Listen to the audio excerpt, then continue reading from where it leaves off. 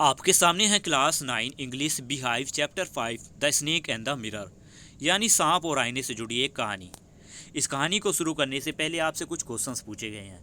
क्या आप अपने आप को मिरर में देखना पसंद करते हो? उस समय आप क्या सोचते हो जब आप मिरर में देखते हो? क्या आपने किसी डॉग को देखा है या किसी कैट को या किसी बर्ड को आईने में देखते हुए देखा है? वो जीव उस समय क्या सोचते होंगे? चलिए आज एक कहानी पढ़ते हैं, जिस कहानी में एक डॉक्टर है, एक स्नेक है और एक मिरर भी है। इस कहानी में एक डॉक्टर अपने साथ होने वाली एक घटना को इस चैप्टर के राइटर और अपने कुछ दोस्तों को बता रहे हैं। इसमें राइटर अलग हैं और डॉक्टर अलग हैं। डॉक्टर अपनी कहानी को सुनाते हैं। तो उसमें उन्होंने पहले कुछ क्वेश्चन पूछा डॉक्टर ने कि क्या आपके शरीर के किसी हिस्से पर कोई सांप लिपटा है? किसी खतरनाक कोबरा ने क्या आपके शरीर को जकड़ा है? इतना सुनते ही हम सब शांत हो गए। कौन कह रहा है? नरेटर कह रहा है कि हम सब ये बात सुनकर शांत हो गए, क्योंकि ये क्वेश्चन किसके पास से आया था? होम्योपैथ डॉक्टर के पास से ये क्वेश्चन आया था। ये टॉपिक तब शुरू हुआ जब हम सांप के बारे में डिस्कस कर रहे थे। हम बड़ी ध्यान से डॉक्टर की उस कहानी को सुन रहे थे जो उसके साथ घटी थी। डॉक्टर ने सुनाई अपनी कहानी। उसमें उन्होंने बताया कि ये गर्मियों की रात थी, लगभग 10 बज चुके थे। रेस्टोरेंट से मैं अपना खाना खाकर वापस घर लौटा था। मैंने एक आवाज़ सुनी जब मैंने अपना उस कमरे का दरवाज़ा खोला। ये बड़ी ही जानी पहचानी आवाज़ थी। कोई भी ये कह सकता है कि मैं चूहों के साथ अपना जो कमरा है उसको शेयर करता हूँ। मैंने अपनी मैच बॉक्स को निकाला और टेबल पर रखे उस केरोसिन लैंप को जलाया। मेरे उस हाउस में, मेरे उस कमरे में कोई भी इलेक्ट्रिसिटी का कोई बंदोबस्त नहीं था। एक छोटा सा रेंट पर लिया हुआ कमरा था। मैंने यहाँ पर अपनी मेडिकल प्रैक्टिस के लिए कुछ सेटअप बनाया हुआ था। मेरी अर्निंग भी उस समय बहुत कम थी। मेरे सूटकेस में लगभग मेरे पास 60 रुपीज़ थे। साथ में मेरे पास शर्ट थी, मेरी धोती थी और मेरे पास इकलौती मेरी पहनी हुई ब्लैक कोट था, जिसको मैंने उस समय पहन रखा था। मैंने फिर उस ब्लैक कोट को और वाइट शर्ट को निकाला, और साथ ही मैंने उस बनियान को भी निकाला जो शायद अब गंदा हो चुका था, पहले जैसा सफ़ेद नहीं रहा। इन सभी को निकाल कर मैंने सामने लटका दिया। फिर कमरे की दोनों खिड़कियों को खोला और ये खुला कमरा था। एक खुला कमरा था, यानी इसके चारों तरफ खुला मैदान था। एक दीवार की तरफ तो एक खुला आंगन था। इसकी छत पर टाइल्स लगी हुई थी जो गैबल से सपोर्टेड था। गैबल यहाँ पर आप पिक्चर में देख सकते हो, ये ट्रायंगुलर शेप, ये गैबल है। इसकी छत जो है इससे सपोर्टेड है। साथ ही इसमें कोई सीलिंग नहीं थी, यानी इसकी अंदरूनी छत नहीं थी। अंदरूनी छत कहने का मतलब है इसके नीचे एक छत होती है बिल्कुल प्लेन, वो छत नहीं थी। जिसकी वजह से क्या होता था, जितने भी ये चूहे हैं ये बीम्स पर से आराम से आते जाते रहते थे। मैंने अपना बेड खींचा, मैंने अपना बेड तैयार किया और इसको दीवार की तरफ खींच लिया और वहाँ पर आराम से लेट गया। पर मुझे नींद नहीं आई। मैं उठा और बरामदे में चला गया जिससे मुझे थोड़ी ताज़ी हवा मिल सके। पर लेकिन बाहर में गया तो ऐसा लगा जैसे वो हवाओं के जो देवता है वो शायद आज छुट्टी पर है, क्योंकि आज कोई हवा नहीं चल रही थी। मैं फिर से अपने कमरे में लौटा, अपनी उस चेयर पर बैठ गया। चेयर पर बैठकर टेबल के उस दराज को खोला जिसमें एक बुक रखी हुई थी। बुक का नाम था मेटेरिया मेडिका। मैंने उस बुक को उस टेबल पर खोला जिस पर लैंप रखा हुआ था। लैंप के साथ साथ उसमें एक बड़ा सा मिरर रखा हुआ था और एक छोटा सा कॉम्ब यानी कंघा रखा हुआ था मिरर के पास ही। जब भी किसी के पास कोई मिरर होता है तो कि उस इंसान को उस मिरर में देखने की एक चाह होती है। तो मैंने भी एक नज़र डाली। मैं उस समय सुंदरता की बहुत प्रशंसा करता था, यानी अपनी सुंदरता की बहुत ज़्यादा देखभाल किया करता था। मेरा ये मानना था कि मैं और ज़्यादा हैंडसम दिखूं। मैं उस समय शादीशुदा नहीं था और मैं एक डॉक्टर था। मुझे लगा कि मुझे अपनी प्रेजेंस को महसूस करना चाहिए कि मैं यहाँ पर हूँ, मेरी कोई खासियत है, इसको मुझे महसूस करना चाहिए। मैंने अपने कॉम को उठाया, अपने बालों के बीच दौड़ा दिया, यानी मैंने बाल भाना शुरू कर दिया। और फिर मैंने अपने बालों को एडजस्ट किया जिससे कि वो बिल्कुल सीधे हो गए और बिल्कुल साफ लग रहे थे। फिर से मैंने वही आवाज़ दोबारा से सुनी, एक आवाज़ जो ऊपर से आ रही थी। मैंने अपने चेहरे को ध्यान से बड़ी नज़दीक से उस मिरर में देखा। एक इम्पोर्टेंट डिसीज़न लिया, एक फ़ैसला लिया कि मैं रोज़ जो है अपनी दाढ़ी को साफ़ रखा करूँगा। एक छोटी सी मूंछ मैं अपने चेहरे पर रखूँगा जिससे मैं और ज़्यादा हैंडसम लगूँ। क्या आखिरकार मैं एक बैचलर हूँ, यानी मैं शादीशुदा नहीं हूँ, मैं कुंवारा हूँ और एक डॉक्टर भी हूँ। मैंने उस मिरर में देखकर एक मुस्कुराहट भरी, ये मुस्कुराहट बड़ी ही आकर्षक थी। ये आकर्षक मुस्कुराहट के बाद मैंने एक और ज़मीन हिला देने वाला एक फ़ैसला लिया, यानी एक इम्पोर्टेंट फ़ैसला। ये फ़ैसला क्या था कि मैं हमेशा इस अट्रैक्टिव स्माइल, जो ये मेरी मुस्कुराहट है, इसको मैं हमेशा अपने चेहरे पर रखूँगा, जिससे कि मैं और ज़्यादा हैंडसम लगूँ। आखिरकार मैं बैचलर हूँ, यानी मैं कुंवारा हूँ, और मैं उसके साथ साथ इससे बढ़कर मैं एक डॉक्टर भी हूँ। फिर से मुझे वही आवाज़ सुनाई दी जो ऊपर से आ रही थी। मैं अपनी चेयर से उठ गया और इधर उधर उस कमरे में घूमने लगा। एक प्यारा सा ख्याल दोबारा से मेरे मन में आया कि मैं शादी करूंगा। मैं उस लड़की से शादी करूंगा जो एक डॉक्टर होगी, साथ ही उसके पास बहुत सारा पैसा होगा और उसे मेडिकल प्रैक्टिस बहुत अच्छी होगी उसकी। उसे और वो जो लड़की जिससे मैं शादी करूंगा वो मोटी होनी चाहिए। इसकी भी एक वजह है, अगर मैं कोई गलतियां करता हूं, कोई छोटी मोटी गलतियां करता हूं और मुझे भागने की ज़रूरत पड़े, तो मुझे भागते वक्त वो लड़की मुझे पकड़ ना पाए, मेरे पीछे भाग ना पाए और मुझे पकड़ ना पाए। ऐसे ख्याल जब मेरे मन में आ रहे थे तो मैं फिर से अपनी उस चेयर पर आकर बैठ गया जो टेबल के सामने रखी हुई थी। अब कोई भी सब आवाज़, वो पहले जो आवाज़ आ रही थी वो आवाज़ अब दोबारा आना बंद हो गई। अचानक ऐसे लगा जैसे कुछ गिरा, ऐसे जैसे कोई रबर की ट्यूब ऊपर से ज़मीन पर गिरी हुई हो, ज़मीन पर गिर गई हो। अचानक मुझे कोई चिंता तो नहीं हुई, पर लेकिन मेरे मन में एक ख्याल आया कि मुझे मुड़कर एक बार एक नज़र देखना तो चाहिए कि ये गिरा क्या है। जैसे ही मैंने अपना चेहरा घुमाया, एक मोटा सा बड़ा सांप मेरी चेयर पर छलांग मारी और मेरे कंधों पर पहुंच गया। मेरे कंधों पर जब वो पहुंचा तो जैसे ही मैंने अपना पीछे की तरफ स्नेक को देखा था, मतलब मैं जैसे ही वो स्नेक मेरे कंधों पर चढ़ा था और मैंने पीछे मुड़ा था, ये दोनों एक साथ हुई।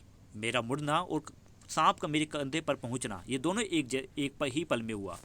ना तो मैं उछला, ना ही मैं काँपा, ना ही मैं चिल्लाया। मेरे पास ऐसा करने का कोई भी थोड़ा सा भी समय नहीं था। वो सांप घिसड़ता हुआ मेरे कंधों से मेरे लेफ़्ट आर्म तक पहुंच गया, मेरे लेफ़्ट आर्म के एल्बो तक, यानी कोहनी तक पहुंच गया। कोहनी को उसने कोइल्ड कर लिया, यानी जकड़ लिया, अपने शरीर को घुमाकर मेरे हाथ के उस एल्बो को, यानी उस कोहनी को जकड़ लिया। अब उसने अपना फन फैला रखा था। उसका सिर और मेरा चेहरा ज़्यादा से ज़्यादा 3 या 4 इंच की दूरी पर था।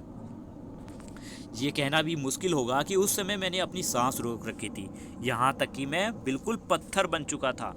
मेरा सिर्फ जो मस्तिष्क था, मेरा जो दिमाग था, सिर्फ वही जो है होश में था। ऐसा लगा जैसे जो डोर है, जो दरवाजे हैं, वो अंधेरे की तरफ खुल चुके हैं। चारों रूम में चारों तरफ अंधेरा हो चुका है। उस लैंप की रोशनी में मैं बिल्कुल एक मांस से बनी हुई एक पत्थर की मूर्ति बन चुका था। मुझे ऐसा लगा कि जैसे कि वो क्रिएटर जिसने इस संसार को, इस यूनिवर्स को बनाया है, वो मेरे आसपास ही मौजूद है। शायद भगवान यहीं पर है। शायद मैं अगर कुछ कहता हूँ तो शायद इस सांप को पसंद ना आए वो चीज़। मैंने कल्पना में ही कुछ सुनहरे अक्षरों में भगवान से प्रार्थना करने की कोशिश की। मैंने कुछ सुनहरे अक्षरों में अपने मन ही मन कुछ लेटर्स लिखे, ओ गॉड, यानी भगवान को ये याद कर रहा है। इतने में ही मैंने क्या हुआ कि मेरे जो हाथ पे जो सांप जकड़ा हुआ था, जिस सांप ने मेरे हाथ को जकड़ रखा था, वो हाथ बहुत ज़्यादा दर्द करने लगा। ऐसा लगा जैसे कोई कांच की जो रोड है, या फिर हम कह सकते हैं कोई पिघलती हुई कांच की रोड मेरे हाथ पर रख दी हो और वो मेरे हाथ को कुचल रही हो। मेरा हाथ अब और ज़्यादा दर्द करने लगा और बड़ी तेज़ी से कमज़ोर होने लगा। मैं कर भी क्या सकता था? मैं अगर थोड़ा सा भी हिलता तो शायद ये सांप मुझे डंक मार लेता। मेरी मौत बिल्कुल मेरे नज़दीक ही कुछ ही इंचेस दूर थी मेरे से, मतलब यानी मेरी मौत जो है मेरे से कुछ ही इंचेस दूर थी। सपोज़ अगर उसने मुझे डंक मार लिया तो मेरे पास मुझे कौन सी मेडिसिन लेनी होगी, ये मैं सोच रहा था। मेरे कमरे में तो कोई मेडिसिन ही नहीं थी। मैं गरीब था, मैं बेचारा बेवकूफ़ डॉक्टर था। मैं अपने खतरे पर होने के बावजूद भी, इतना खतरा होने के बावजूद भी, इस खतरे को भूलकर मैं अपनी बेवकूफ़ी पर हंसने लगा। शायद भगवान भी इस मेरी बेवकूफ़ी को अप्रिसिएट कर रहे थे। तभी उस सांप ने अपना सिर घुमाया और अपने सिर घुमाने के बाद उसने मिरर की तरफ देखा। मिरर में वो अपना रिफ्लेक्शन देख रहा था, यानी अपने आप को देख रहा था। और मैं ये दावा भी नहीं कर सकता कि ये कोई पहला सांप होगा जो अपने आप को मिरर में देख रहा होगा। पर लेकिन ये तो निश्चित है कि ये सांप जो है अपने आप को मिरर में ही देख रहा था, अपने आप को निहार रहा था। ऐसा लग रहा था जैसे वो अपनी सुंदरता को निहार रहा हो।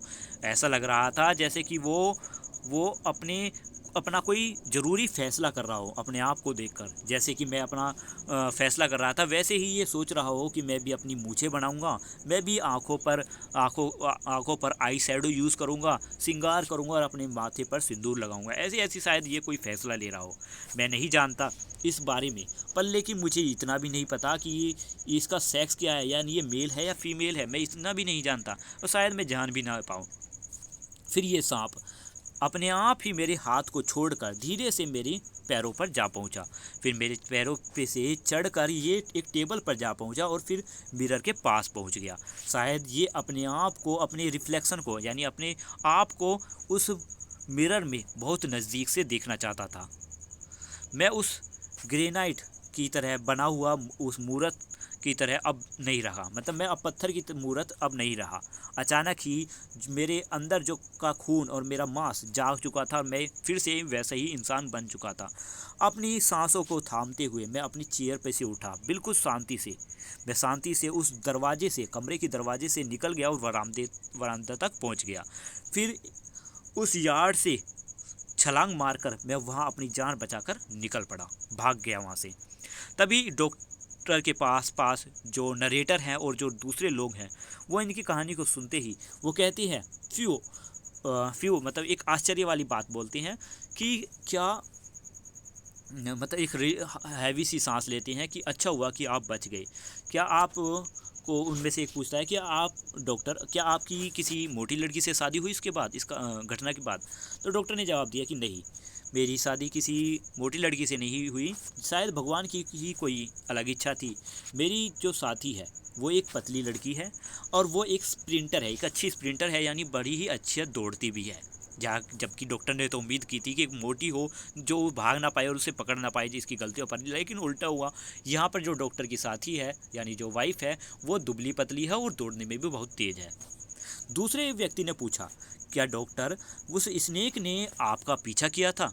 तो डॉक्टर ने क्या जवाब दिया? डॉक्टर ने जवाब दिया कि मैं दौड़ता रहा और दौड़ता रहा, आखिरकार मैं अपने एक दोस्त के घर पर जा पहुँचा।